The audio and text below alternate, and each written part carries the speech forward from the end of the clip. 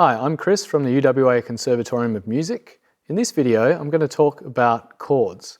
I'm going to start with the basics of major and minor triads, and from there build toward seventh chords. Before I get started, just a word about what you are looking at here. I'm going to be demonstrating these chords in the MIDI editor of Ableton Live 11. Now, you don't need to know anything about Ableton Live 11 or anything about MIDI to understand what's going on here. All you need to pay attention to is what you're hearing. Also, these two keyboard layouts, this vertical layout here and this regular horizontal layout here. Now, you can see this orange line here. This is where I've positioned a note, and you can see it lines up with G here, and you may even be able to see G2 there. So if I now hit play, down here you'll see that note light up on this horizontal keyboard. So that's really all you need to pay attention to. Okay, let's get on with it. We'll start with a major triad. Now, I'm going to be building all of these chords from the note G. So if we have a major triad, a G major triad, we have our root note G, we have the fifth above, D, and a major triad, we have a major third from the root note. A minor triad, G minor, we have, rather than B natural, we will have a minor third from the root. So G minor. Now, what I've just shown you are two root position chords. I'm just going to briefly talk about inversions, but from there on, I'm going to be building all chords in root position. Root position means the name of the chord, so this is a G major chord.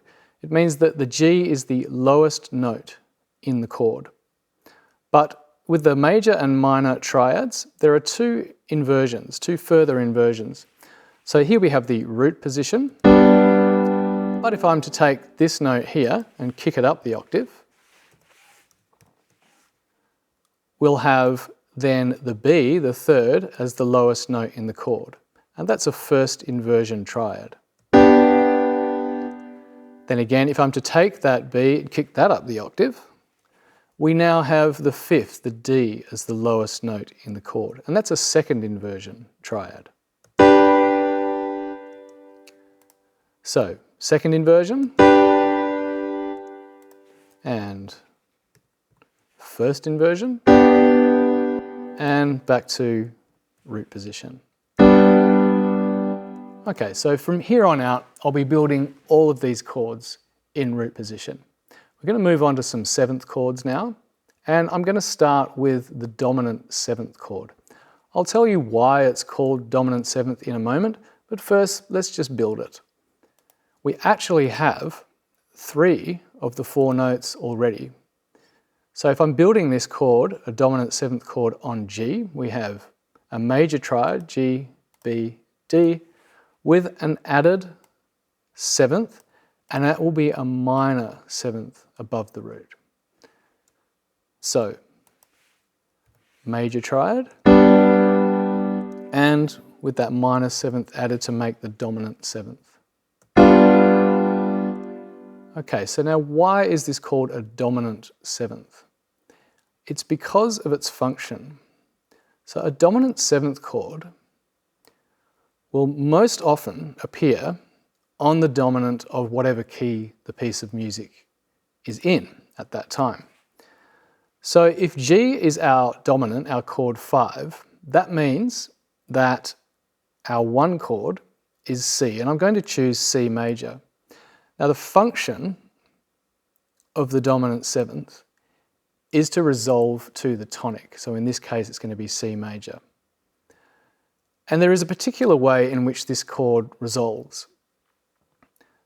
The seventh will fall by step and form the third of the tonic chord, in this case an E of C major. The third of chord 5, this is the leading tone. So this rises by half step to the tonic. And this G here, we can simply just carry through to fill out the C major chord. So here's our dominant 7th chord. And now let's hear it resolve to the tonic. And this kind of progression should be familiar to all of you. Okay, so that's the dominant 7th.